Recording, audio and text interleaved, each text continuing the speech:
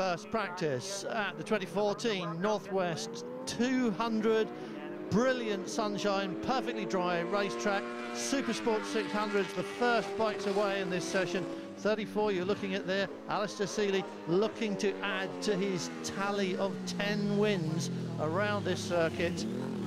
Not lucky in this session though, a few problems, and third fastest, while Michael Rutter surprised everyone with the Smith's Triumph 675, pushing the triple up into second spot on the leaderboard.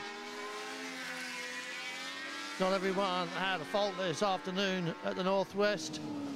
Guy Martin just running deep on the brakes and up onto the grass here. Ian Hutchinson overran the Mill Road roundabout and went off to hospital for a checkup, but he came back 100% fit, although that's more than you can say for the bike.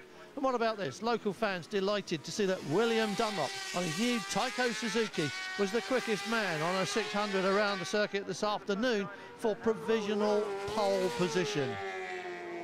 Top three in just a couple of seconds. Dunlop's time 4:41.4.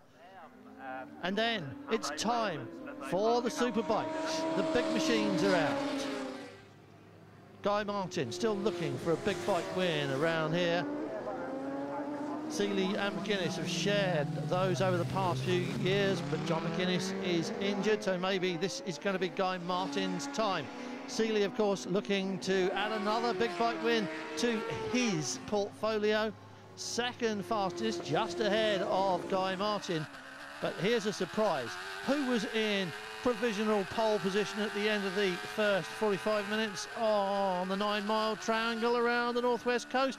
Answer, it was the old boy himself, Michael Rutter.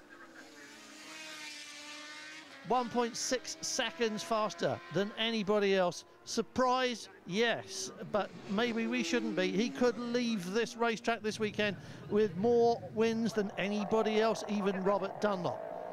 Super Twins are up next in this session, the class that Ryan Farquhar created, and in a masterclass display he gave Connor Bean a complete demonstration of how to do it, and showing that with win number 200 under his belt he hasn't lost his hunger.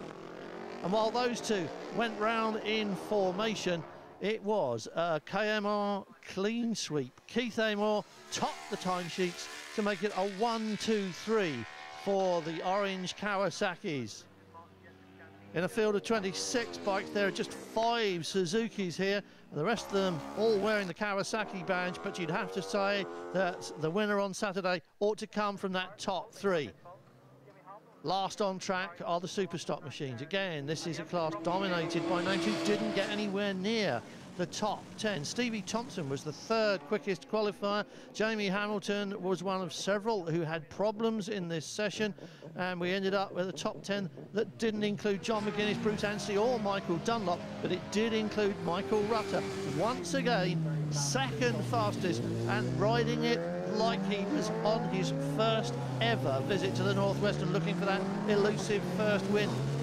Michael Rutter very much on form this weekend.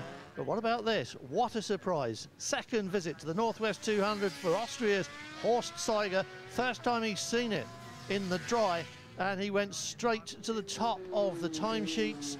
He was a couple of hundredths quicker than Michael Rutter.